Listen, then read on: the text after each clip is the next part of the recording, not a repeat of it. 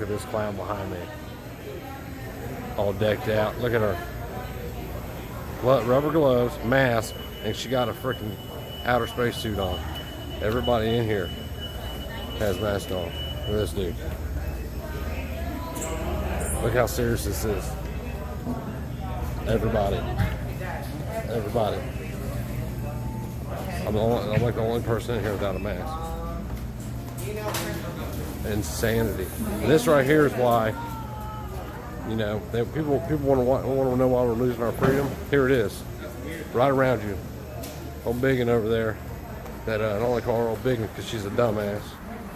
Wearing these freaking masks. Even though the CDC reports came out that 96% of people that died of COVID deaths had an underlying condition, at least one underlying condition. Most of those people would have died within the next year anyway. You know, close to 200,000 people die every month in this country. And on the big scheme, in the big scheme of things, it's not a lot, you know. And I know somebody's gonna say, well, if it was your family member, it'd be a lot. Listen, I say that about even the Second Amendment. You know, if the price of us being free and having the ability to remain free costs lives, then it's worth it. It's worth every life. And my son was included in that. So don't say that. You can't say, well, if it was one of your family members.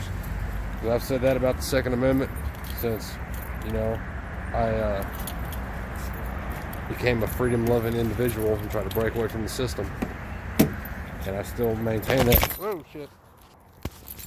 Sorry, dropped the phone. And I still maintain that.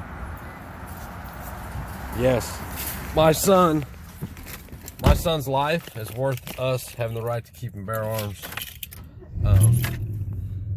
But my son shouldn't be dead. Government killed my son. Government's responsible. They didn't pull the trigger, but they're responsible for his death. I've said that too.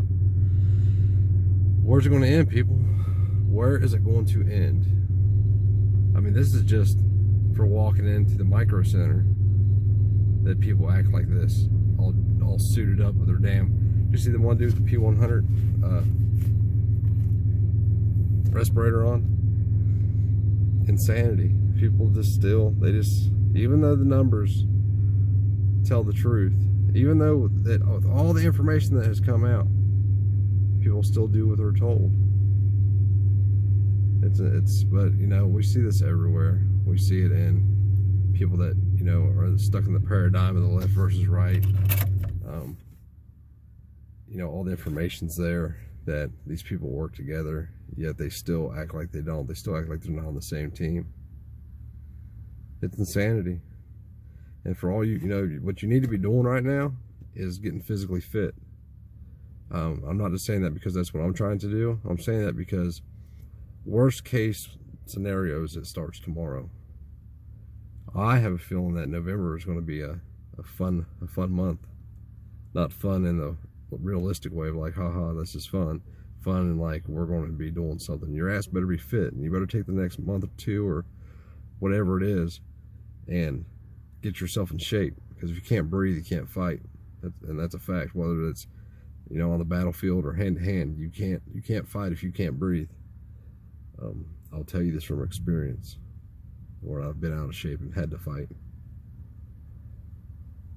So, and don't give excuses. I don't care if you broke your back in 1973. I broke my back twice. I shattered my pelvis in 2016.